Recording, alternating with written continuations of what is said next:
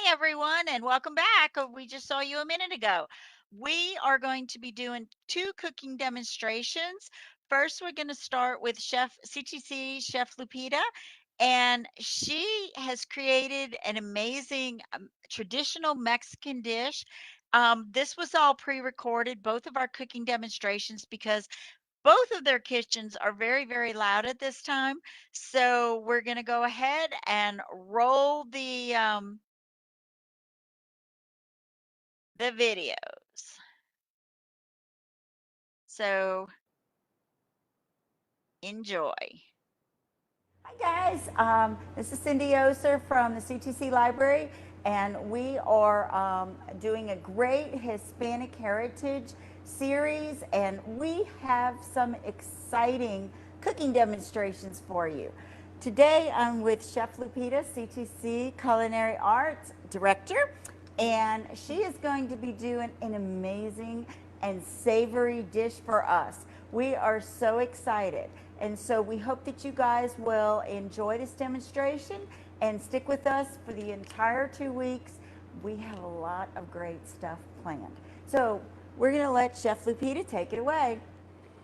Hello, my name is Guadalupe Bloom de Saldivar. Usually they call me Chef Lupita. I am the coordinator of the hospitality department. Today we're going to do birria.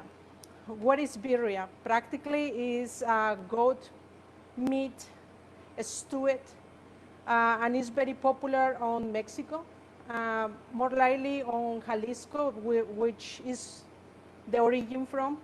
And birria became popular in the United States, starting in LA, because they started doing something called quesabirrias.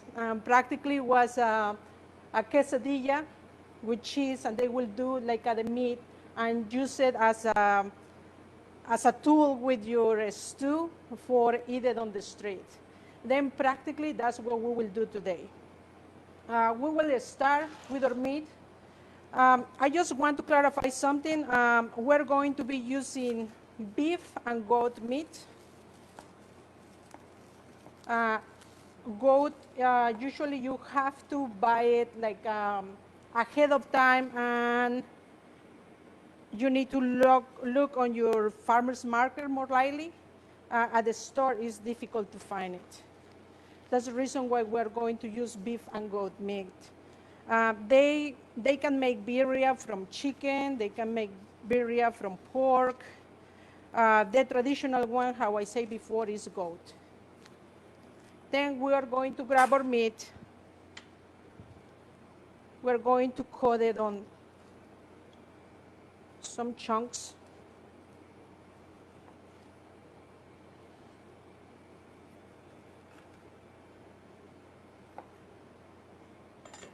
And after it's on these chunks, we're going to put it on a container back to it, and we're going to leave it there for a moment. After this, we are going to put some salt and peppers to season the meat.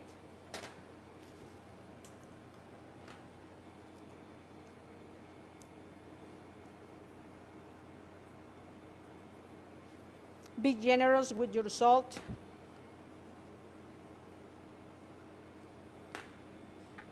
We're going to put it on the side, and we're going to start prepping our adobo.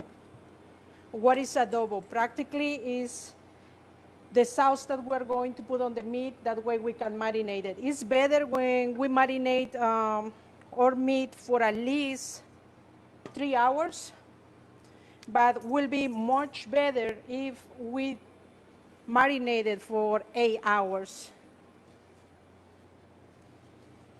You guys will ask yourselves how this dish is street food and takes so long. usually on Mexico, the majority of the dishes, they take some time to do it. They are like easy ingredients, but they have like a long times for prepping.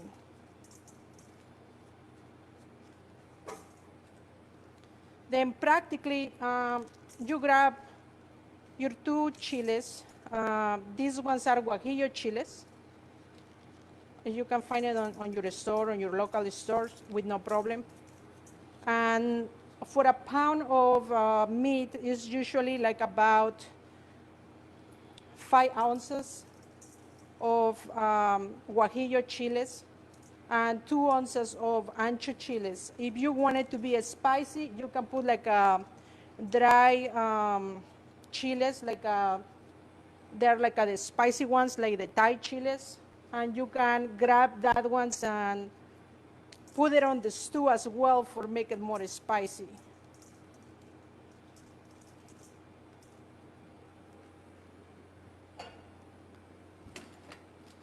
These chiles, you will put it on a small little pot. You will finish to do all your chiles, your chile ancho as well.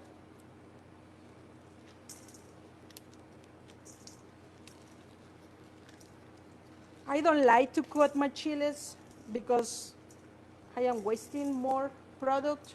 Usually I tend to use my whole chile, like I try to rip it and pull the seeds out. That's usually what I do. When you finish to do all your chiles, you grab it and you are going to put some water until it covers all of them.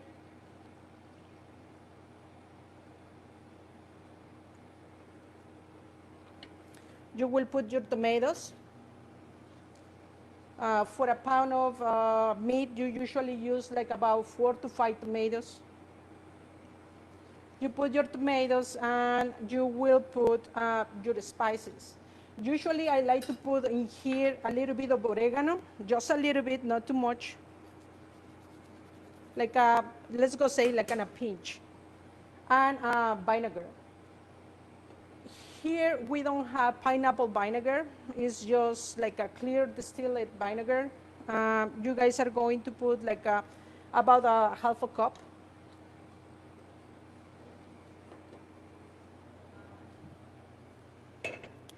You guys will put it to cook until it boils. We do that for soften the chiles, and that way we can blend it later on. On the end, you guys are going to get, when you blend it, you are going to get a paste like this. This paste constitutes of the chiles, the tomatoes, onions, and the rest of your dry ingredients, which will be cloves, marjoram, thyme, and oregano. We have some ginger, which ginger is better not putting it on the blender, just chop it up, as well garlic.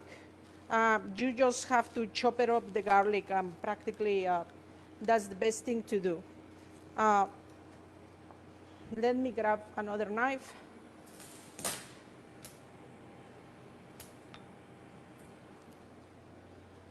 Then practically you grab your ginger, try to do it the more fine you can do it.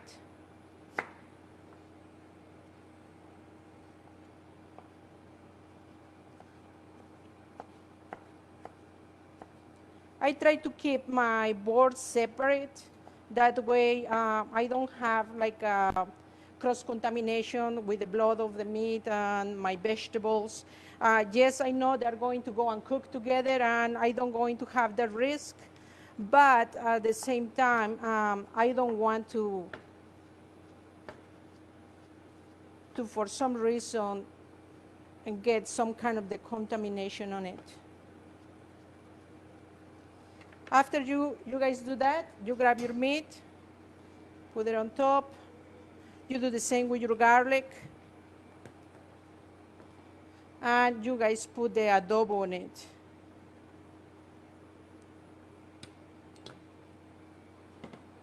And this will get like a marination for at least, how I say, for at least 3 hours. And you guys will put it to cook. How you guys will put it to cook? Practically, traditionally was cooked on brick ovens or stone ovens. You will make like a fire and you kind of steam it. Then you will make a bed of leaves on the bottom. And later you will put your meat with all the seasonings and adobo. And if you can find maguey, that will be perfect because that is what gives the flavor to the birria. Maguey is some kind of aloe, and you guys can put it uh, inside your pot and put your meat in there. Here, because how I say, this plate requires with time for you can find the products that you guys are going to need. Uh, Practically, if you guys find it, you guys can put it on top of your top and will be ready. If you guys cannot find it, you guys can use banana leaves. Just be careful on putting too much banana leaves because banana leaves are sweet. Then are going to give you a sweetness on the plate. Then you don't want that. You want more like a savory and more the chili presence more than the sweetness of the banana leaves.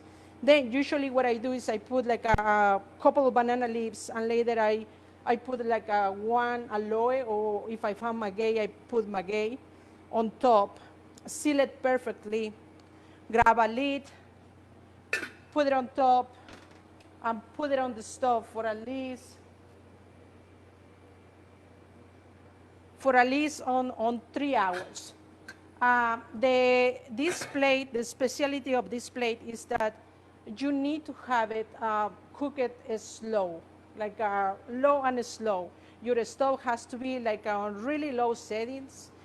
You let it cook for 3 to 5 hours, all depending how much meat do you have. After that, you will pull it out from the stove. I have one ready here for you guys can see it.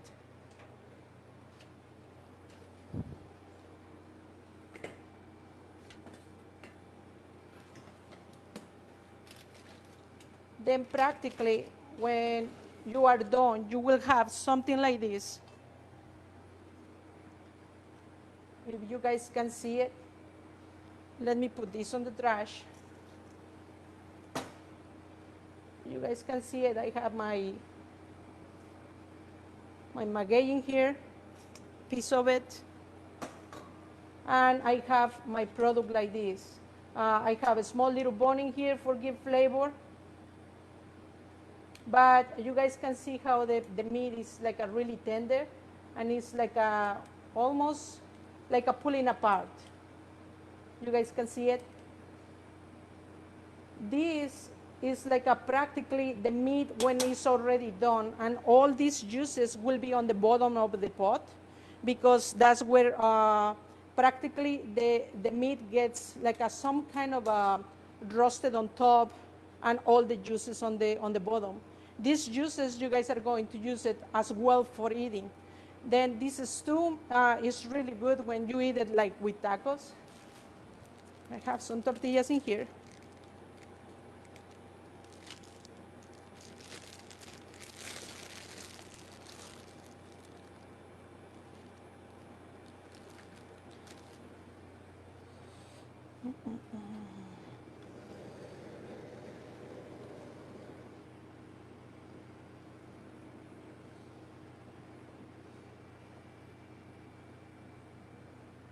On the meantime that we're doing that, I will show you how will look the chiles before doing your adobo. This practically, you will see the tomatoes are cooked, the chiles are irritated, and this will be more easy when you guys put it on the blender for do your adobo.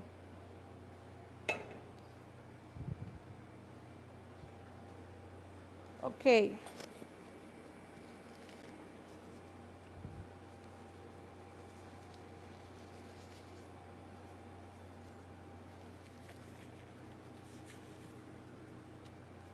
Practically, here will be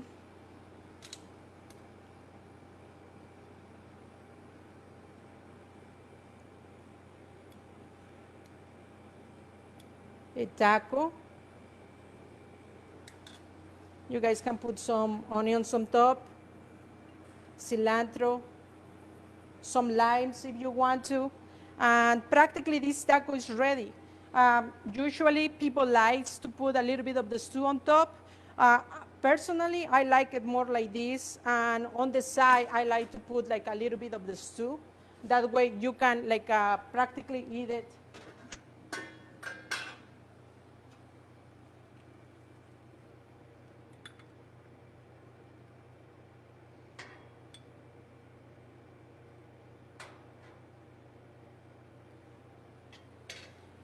Practically you eat it with like your stew,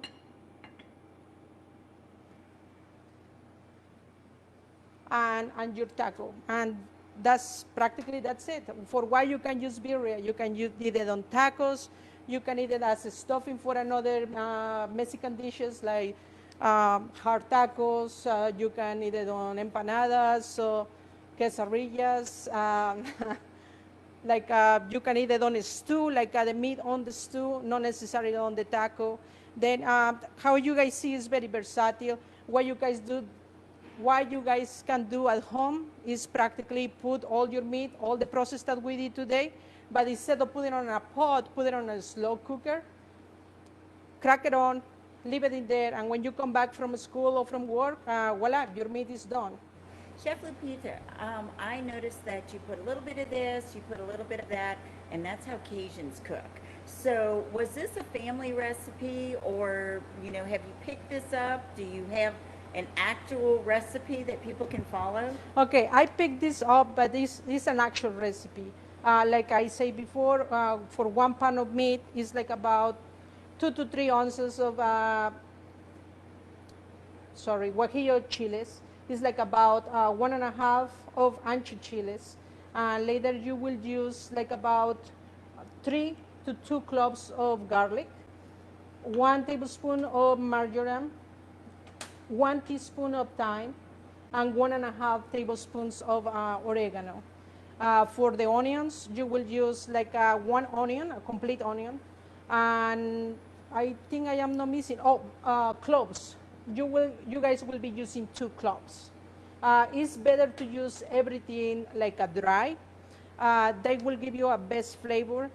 But some people, what they do for bring the flavors more smokiness is like they practically toast everything, exception of the chilies. Yes. Hey, thank you. I have to ask. In my culture, it's 3 hours of standing and stirring or whatever. Um, should our viewers be expected to be standing in the kitchen for a very long time from beginning to end? Like, about how long would it actually take without the slow cooker? Oh, without the slow cooker, it's going to take like about 5 hours to do it. Now, you guys don't have to be standing up here trying to stir it, trying to move it. Uh, the main thing of this dish is that practically you do everything on the beginning, do your adobo, you marinate your meat, put it inside the pot, and cover it really good, seal it, and let it cook for at least 5 hours without opening the pot.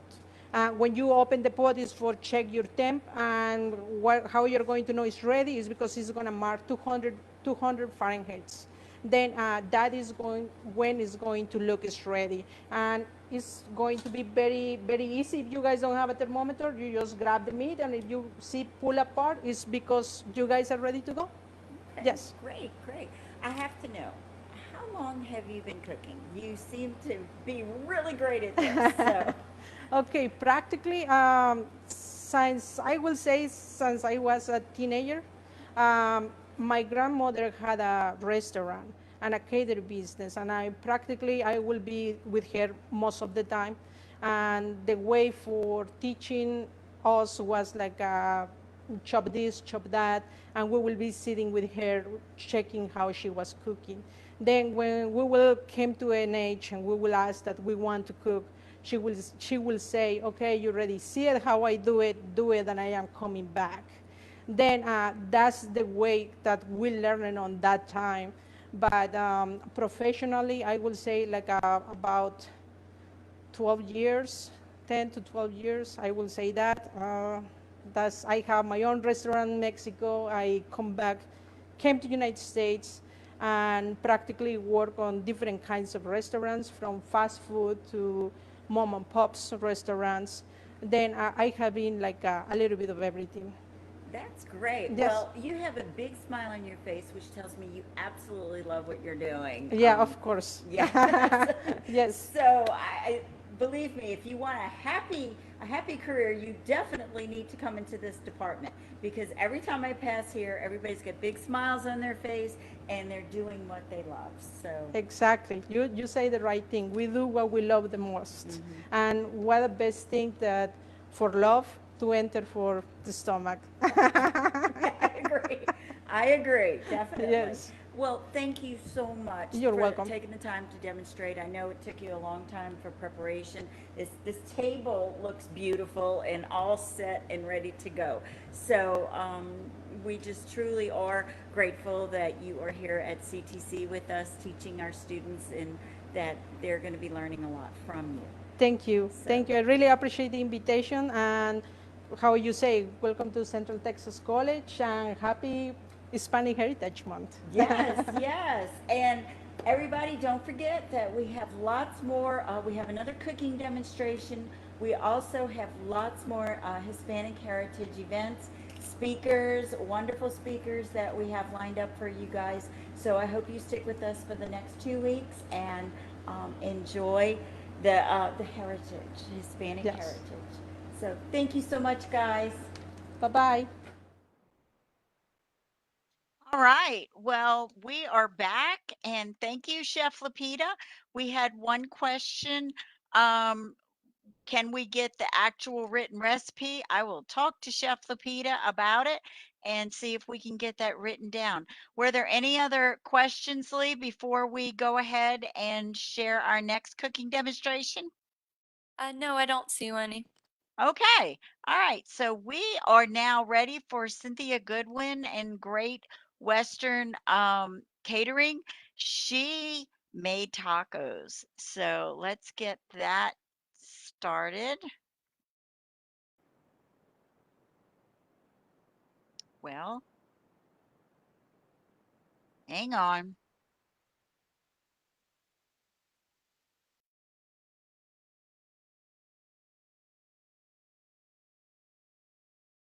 Okay. Now I'm ready to get started.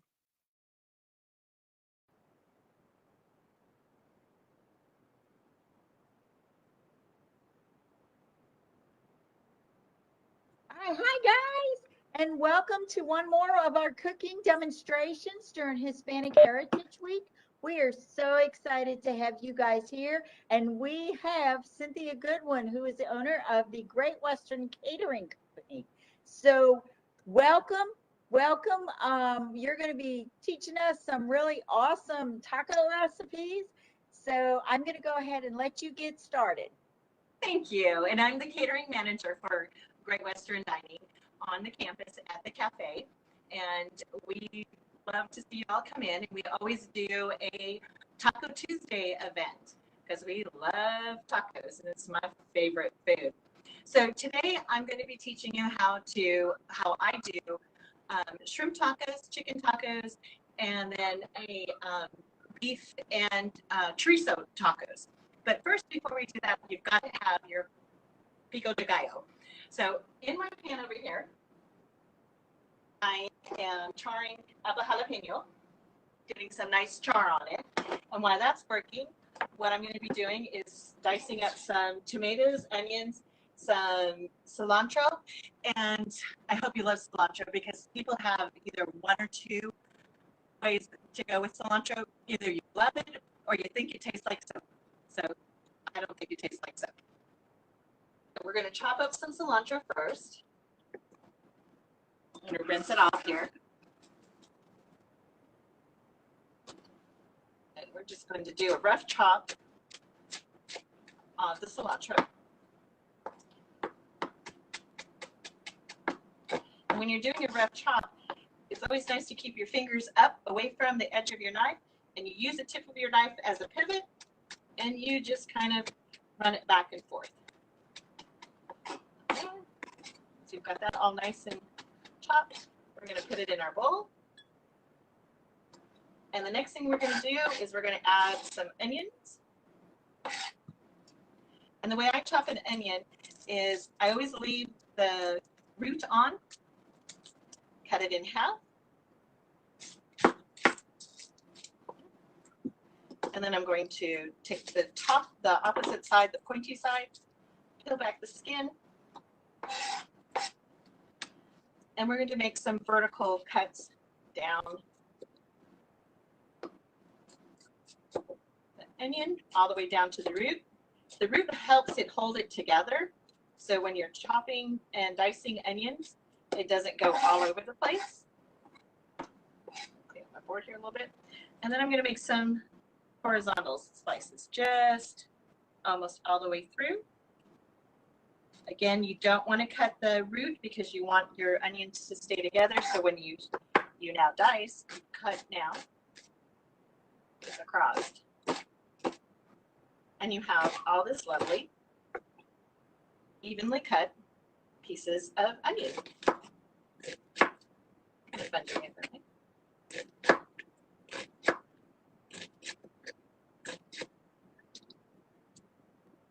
And if you want your onions even a little bit smaller, you can do a rough chop of those too, which I kind of do. And that is going into our bowl.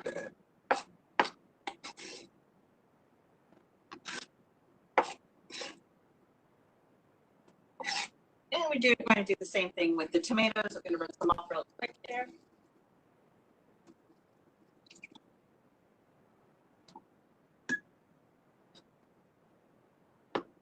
And I'm basically going to be doing the same thing with the tomatoes.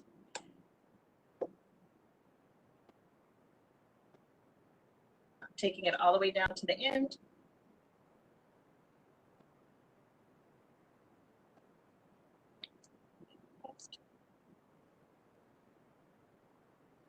And then chop.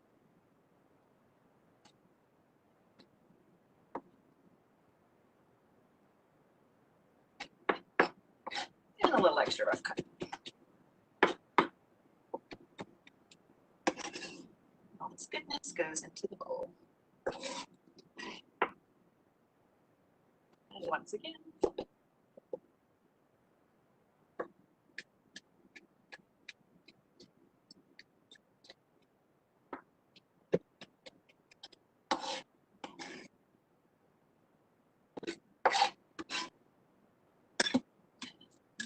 just a little bit of a mix to see how I'm going.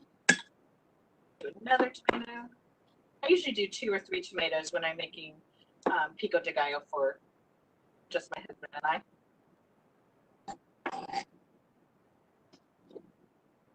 It never lasts very long around the house. We go through it very quickly.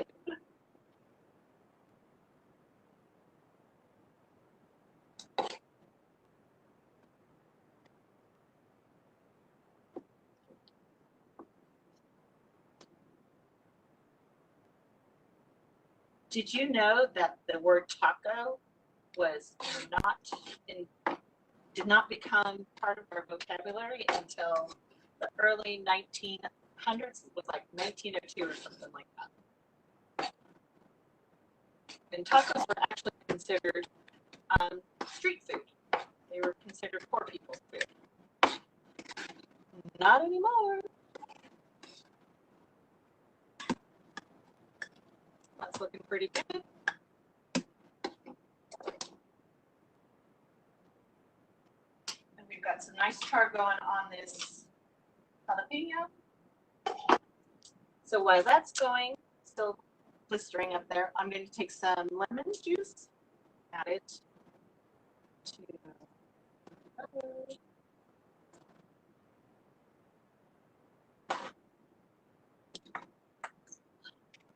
some fresh ground salt.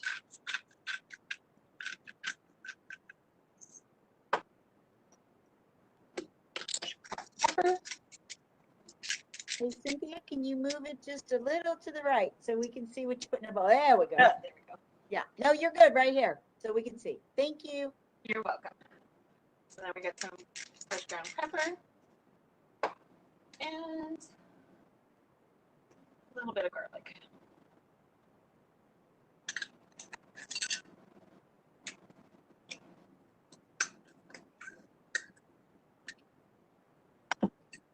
While this is going on, I'm going to heat up some pans here.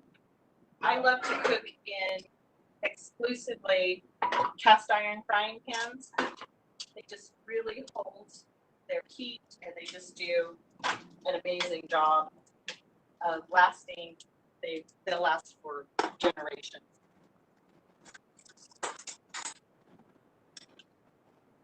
Now, if you like spicy, then leave your ribs and seeds. If you just like the taste of the jalapeno, take out your ribs and seeds. I do 1 and 1. So I've got this one over here blistering. So I'm going to take out the seeds and the ribs on this one.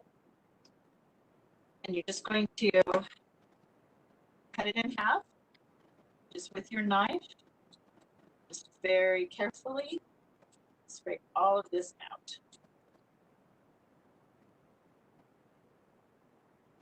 Because it can get really hot with all those seeds.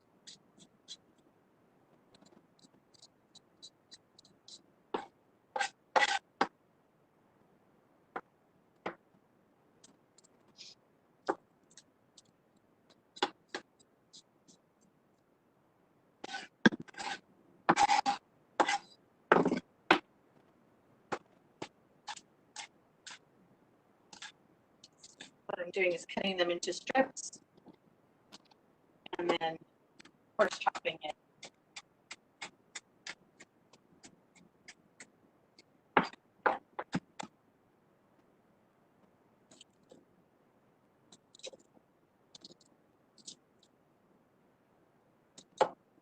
These are very fragrant as well.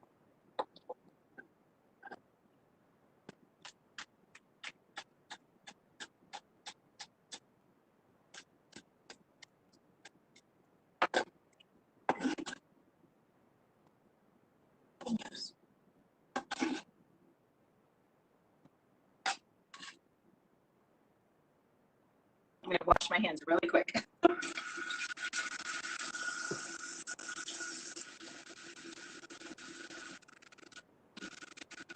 You definitely don't want to touch your face after you have just popped up some jalapenos because it will burn.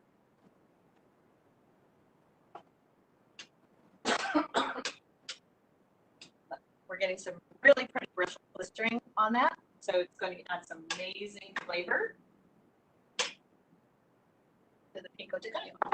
So while that's not finishing, what I'm going to do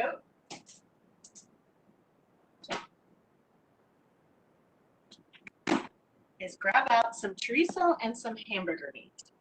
So the first taco that I'm going to be making today is going to be a ground beef taco with chorizo. It's the way my mother used to make them growing up. And the one beautiful thing about making tacos is that there's no one set recipe. You just go to your flavor, whichever, if you like it mild, or spicy, if you like chicken, if you like fish, if you like pork, they're all just fabulous different ways. This skillet over here, well, you can hear that sizzle.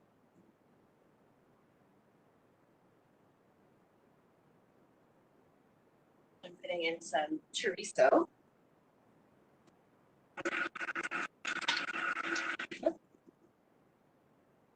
And then we're going to do some ground beef at the same time.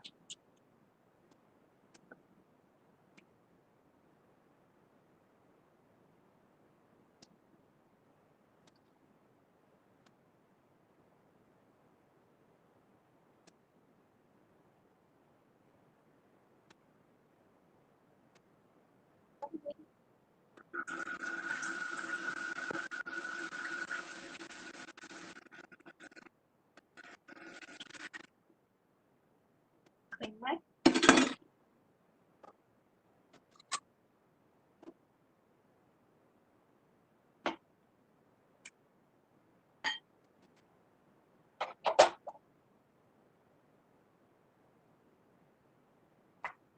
So when I make the ground beef tacos, I like to do them like 1 pound of ground beef to like a third of a pound of the chorizo. It makes it, it just gives it a really nice flavor. I like the flavoring of chorizo. So my jalapeno is done. It's done blistering. So what I'm going to do is I'm just going to wrap it up in a paper towel for just a few minutes. And what that will do, it allows it to sweat a little bit, and you'll be able to peel off the char and then chop that up. And then we'll put that in the pico de gallo, and that'll be done. So the next one I'm going to get going right here, taco, is my chicken taco. And I like to use it on a panini pan, so you get those nice little beautiful grill marks if you're doing it on the stove. That is very hot.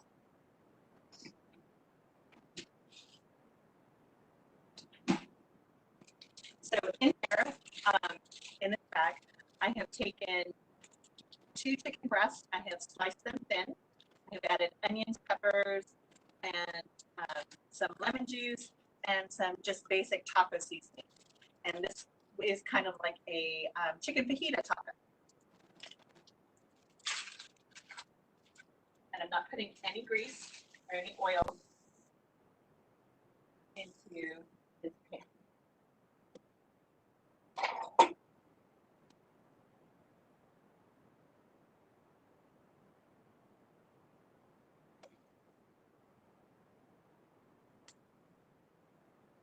Wish we had television.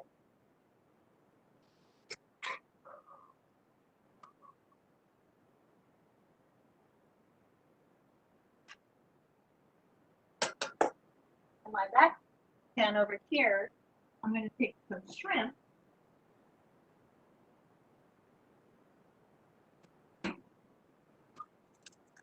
So I've got some shrimp here, peeled and deveined and shelled, deveined and peeled, no tails. And I buy it's like 30 to 35 shrimp per pound. So they're nice size, not too small, not too big, very enjoyable. And what I've done with these is I've just marinated them in the dry rub of the cumin, garlic, salt, pepper, a little paprika. And then we're going to get them onto the frying pan. And once it gets going, we're going to hit them with a little bit of lemon juice.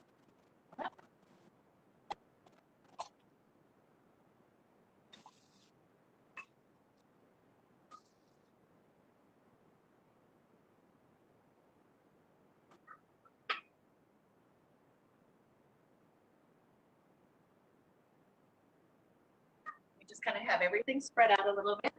Take this sauce up real quick.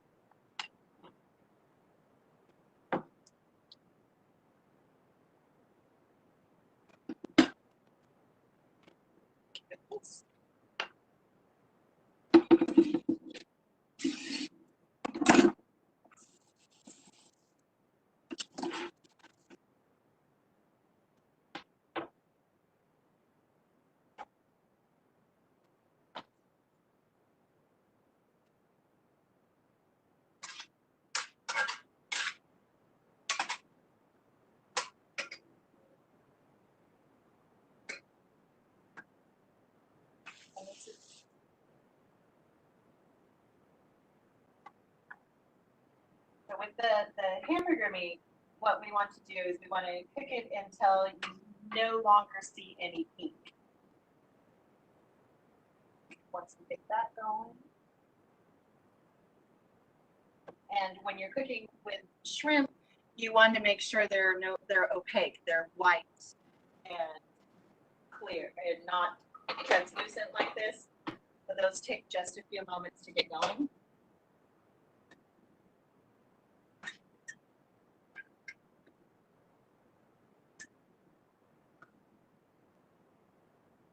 And the beautiful thing about tacos is that there's really truly no one particular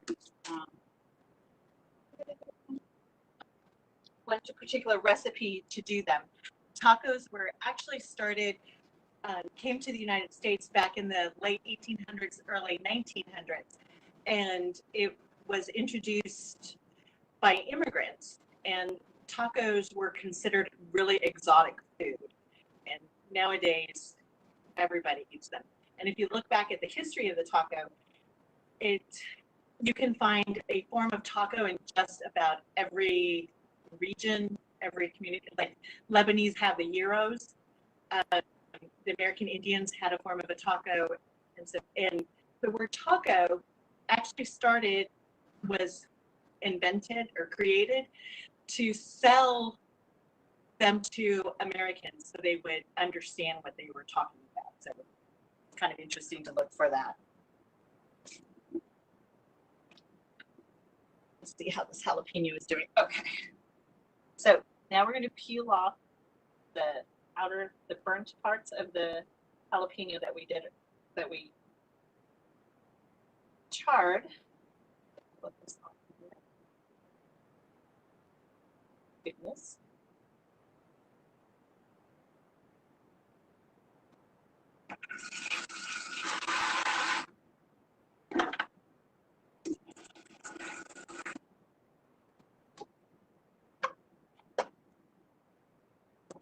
Everything is just cooking beautifully over there. So once again, we're going to split it in half. And we're going to take out some of these because that looks like it'd be really hot with all those seeds.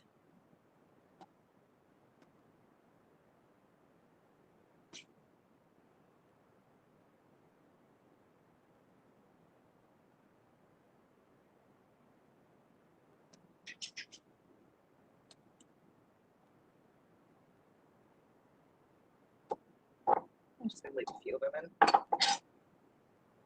And once again, we're going to cut them in strips.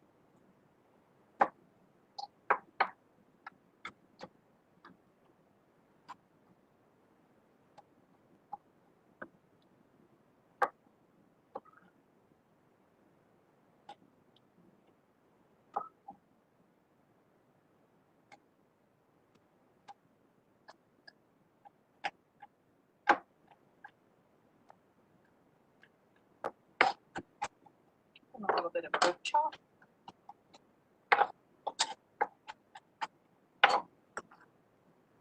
And into a pico de gallo.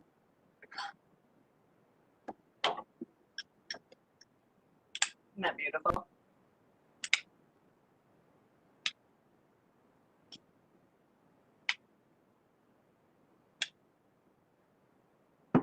See, we're going to do a little taste test to make sure we've got enough seasonings. And it looks like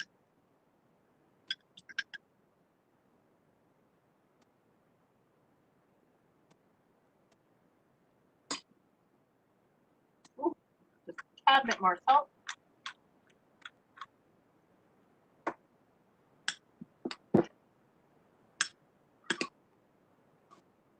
And there we go.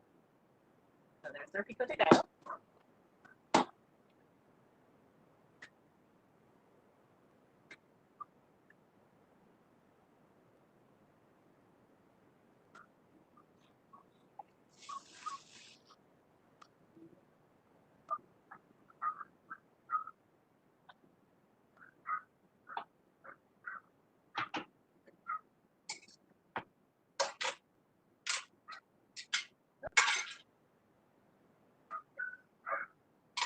And our chicken tacos are done. Our chicken fajita tacos are done.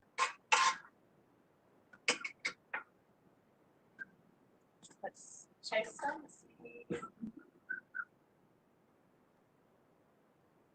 Perfect. So we're just going to add a little bit more. We're going to add some lemon juice to it. And we're just rolling the line. Sorry, across. Get some juice flowing.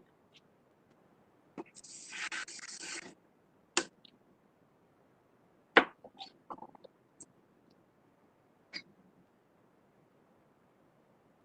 little bit of lemon or lime juice always brightens up.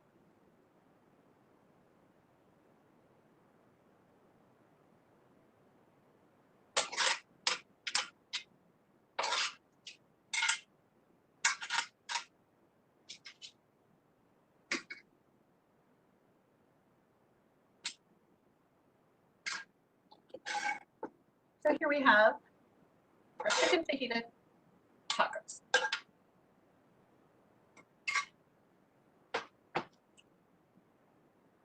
And I like flour tortillas for my chicken tacos. I don't know why, but I do. Corn is good, wheat is good, it's all good. So when I was looking at tacos, the corn tortilla was used when Cortez came and conquered the Aztecs.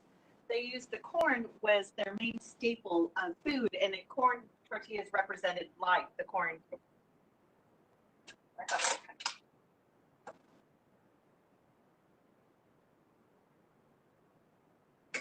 put a little chicken on there.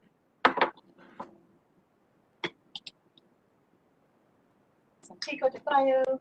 Gotta have your cheese.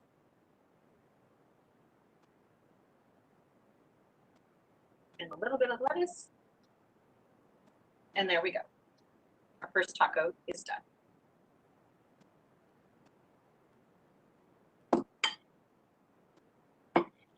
For a 10-second taco,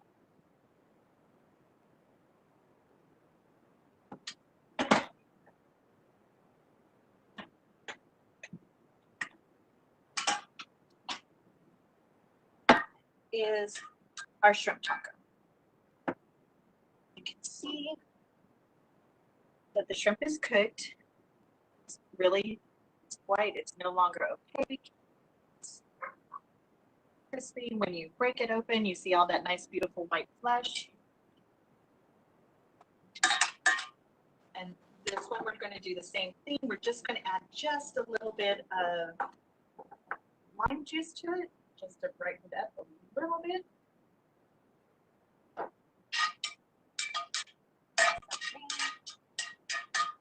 This one I am going to use the corn tortilla because I do like the corn tortillas with the shrimp.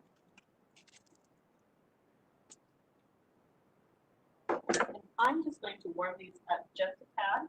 I like to take a little, like my grease spray, and just put it over something hot like this pan, and it just takes a moment or two for it to heat up.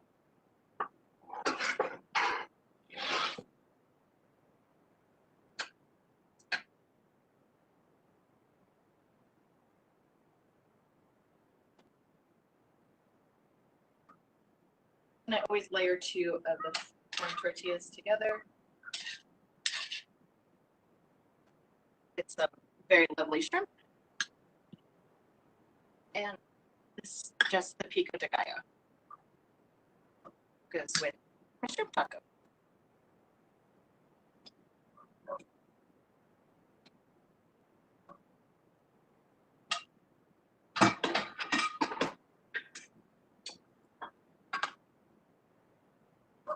So as you can see, all of the meat is been browned.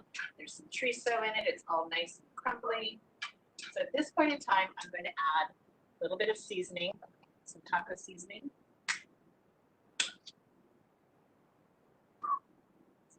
Portion.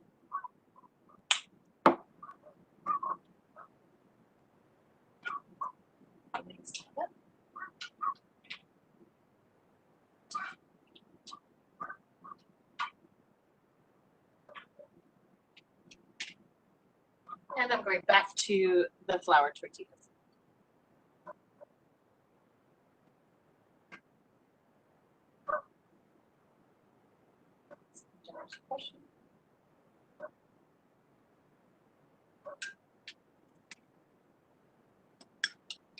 Some pico de gallo.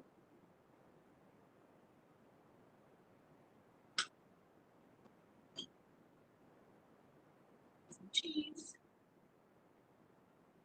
And a little bit of lettuce to keep it all nice and so there you have my taco trios. Beef, lovely, beautiful shrimp, gorgeous chicken. Simple and easy, and a great thing to do on Tuesdays. I hope you enjoy. They all look amazing. In fact, I'm gonna have to go get some tacos now after watching this. What was the seasoning that you used? Because you said taco seasoning, but in the very beginning when you were making your pico de gallo, what did you use?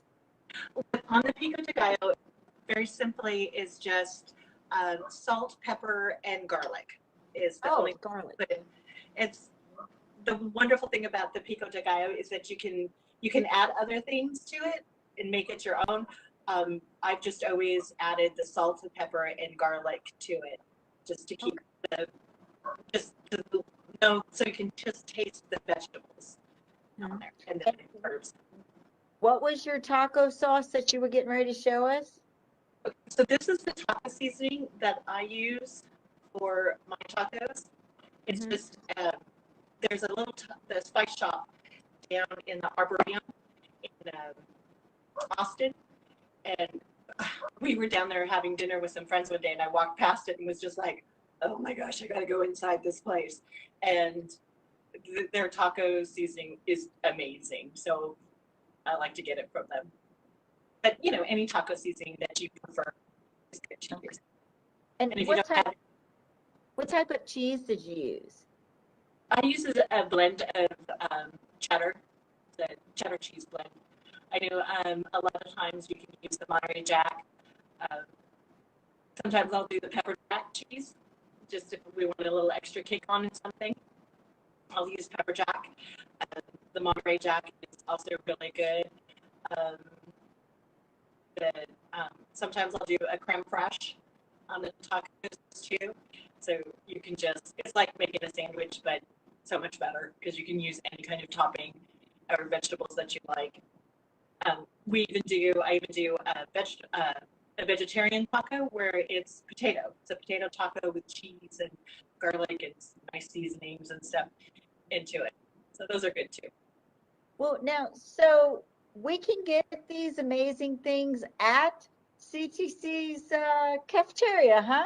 Yes, if you go online and go onto under location and you go into dining and our menus are posted every week. Reese is nice enough to post them for us, and we do Taco Tuesday. So this past week we actually did We did chicken and beef fajita tacos. So All right. we're always trying to do something. So sometimes you might get we do taco salads too on Tuesdays or enchiladas and all kinds of wonderful, yummy Mexican food. All right. So, guys, y'all here during Hispanic Heritage Month, there's lots of amazing food in our cafeteria. And so, our chef here is showing us how to do some at home, but we can actually go get them Yes, when we're please on do. campus. We Yes.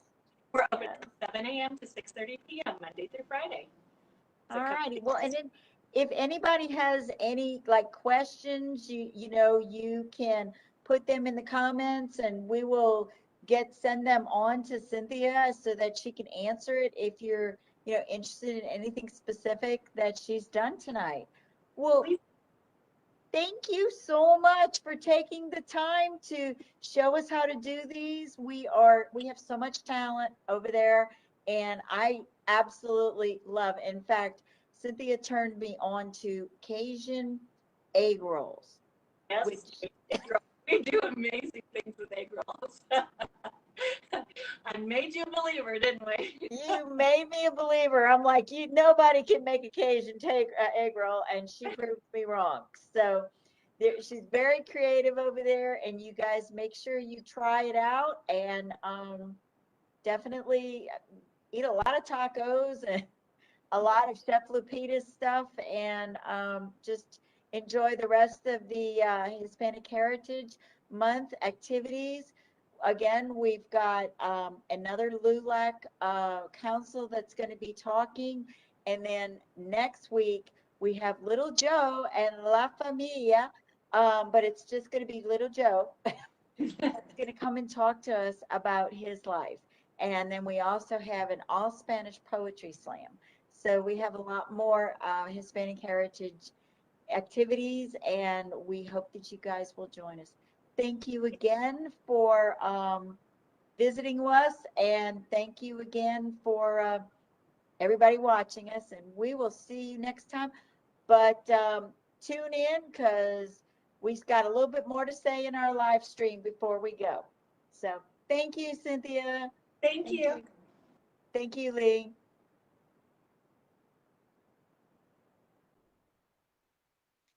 So thank you so much for sharing the cooking demonstrations with Chef Lupita and with Cynthia Goodwin of Great Western Dining.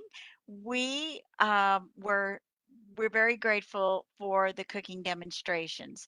Make sure that you guys tune in next Tuesday. We're going to have Little Joe and La Familia, but just Little Joe. And we're going to be talking to him about his book and his music and lots of fun information. We also have the Spanish Poetry Slam, which is on Wednesday.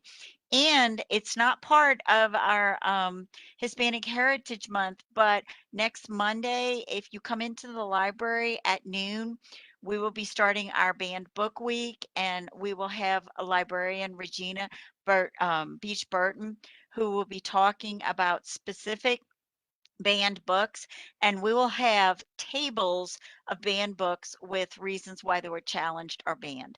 So make sure you do that. That will be in person next Monday. All right, everybody have an awesome day, and we will see you back next Monday in person and Tuesday back on its virtual event. You guys, thank you so much for watching. And Lee, just go ahead and take us out. Thank you, Lee. Bye, guys.